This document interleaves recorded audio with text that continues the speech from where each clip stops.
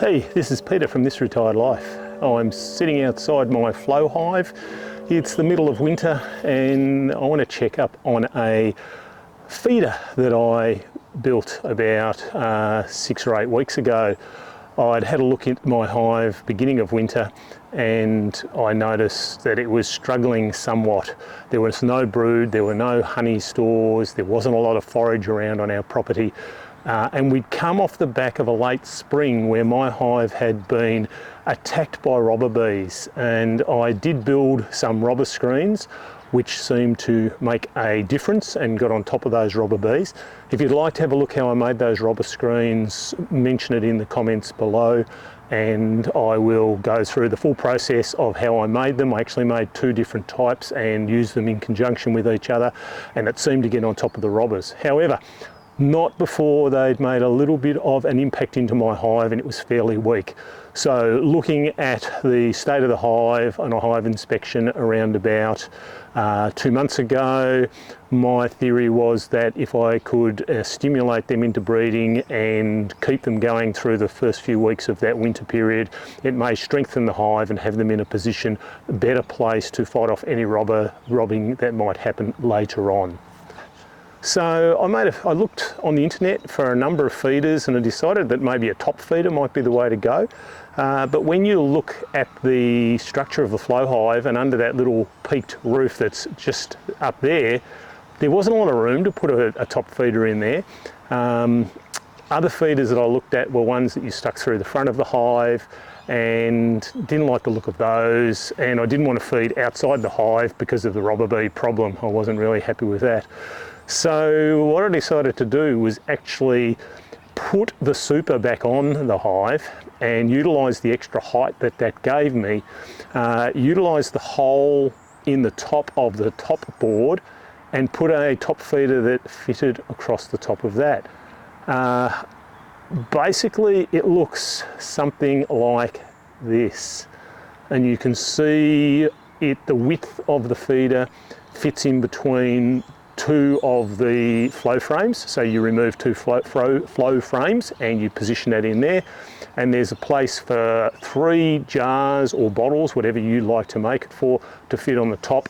And then you simply open up the top hole in the top board of the hive and the bees can access up through that hole and get into the bottom of the jars. Now the jars, as you can see here, I've drilled very fine holes in those, and when you stick them upside down, basically the feed, whether it be a sugar mix or the honey that I was feeding back to them, stays in there. The bees come up through the hole underneath the feeder and they access that feed.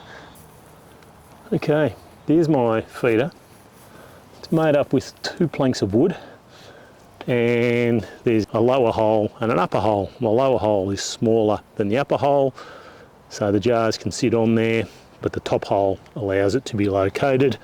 And if we turn it over, you can see there's a couple of little bee tunnels going through there. It seems to have been really successful, and today I'm going to open the whole hive and have a look and see what it looks like from earlier in the winter when there was no brood, no honey stores at all. There seems to be a lot more activity at the front of the hive, so we'll be able to get in there and have a little bit of a look at that. Hopefully it's placed a little bit more strongly when the robber bees come back, but right now my property is starting to get a lot of flowers around the place and the bees are really active. There's plenty of forage. I'm going to give them probably 1 more jar of their honey back to them and check it out from there. So if this is something that you find useful, please like and subscribe to This Retired Life. I haven't done a lot of my Flow Hive videos yet, but I've only been using a Flow Hive for just on 12 months come October this year.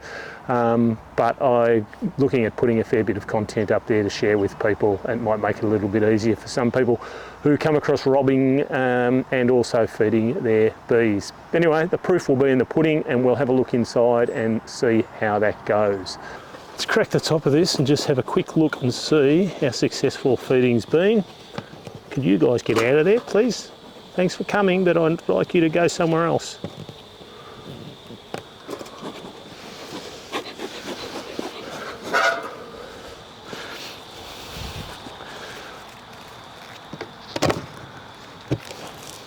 Alrighty, let's lean that up there.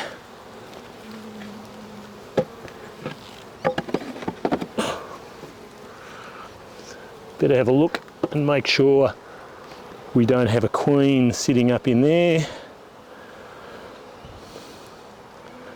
I can't see her. Oh, what's that one? No, that's not her. So that can sit just in there. This is my beetle catcher. That can come out. Oh, there's a few beetles being caught. All right, let's go straight to the middle and have a little bit of a look and see what we've got here. Oh, it's in hard.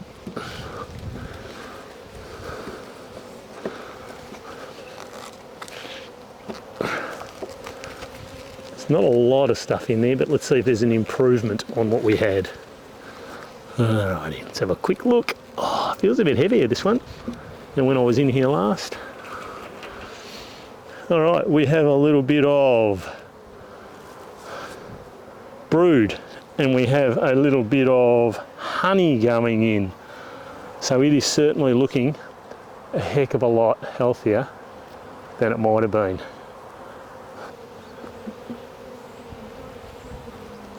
Try and put it back in without rolling. I'm going to open up one more or two more just to have a quick look, because I don't want to disturb them any more than I really have to at the moment. Let's have a quick look at this one. Normally I'd leave that other frame out, but given I'm only going one more in. What do we got? Oh yes, we have a bit of a brood pattern there. It's a little bit spotty, but there is brood. And there's some stored honey on the other side. So things are looking up. There we go again. There's a bit of a look at all of that. Somewhere in there will be our queen. Not sure where she is, and I'm not going to spend a lot of time looking for her today. Okay, that was reasonably successful. The hive is in way better shape than it was before I fed. There is some brood. I'll just put all of this back together. There is some brood. You've got to get out of there, mate. There is some brood, and there are some honey stores, so things are looking up. I'm not even sure that I would necessarily need to keep feeding. Having said that, let's have a look at how this goes. So you can see that's where it sits. The feeding jars go upside down on the top, like so. And this one is the one I would put honey in, and I may actually put honey in that. I can come back to that later. I also have just the holes that are cut out available for stoppers if I don't want to feed as many jars, and they just fit in those holes like so, and they finish that off nicely.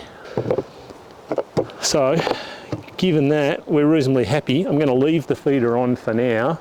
As soon as I take this middle cap off, they're going to want to come running out. I'll pop it out with this, a little tool. Come on, come out, you can do it. Oh, look out, bees are rushing out. I'll pop that back on, because later on I may in fact pop a little bit more honey in for the final feed. So that's pretty much it.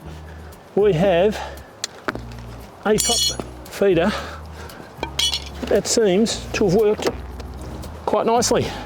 Sits in between the top supers to give us the clearance to make sure that works well. There we go. Sitting in there as I showed you before. And we put the hive back together. Put our lid back on. And there we go.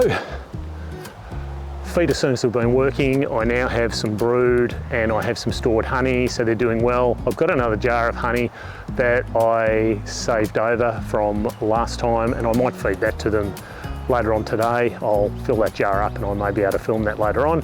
But pretty much, I think that's a successful feeder. It's a top feeder. It stops the robber bees from getting in there without having to go through the front door and the army of bees. I reckon I've got more bees, more brood, more stored honey than I had when I started feeding. It certainly stimulated something, and now on the property, as you can see, there is loads and loads of forage around, and the days are starting to get a little bit longer, so things will look up for my little friendly bees. Go girls!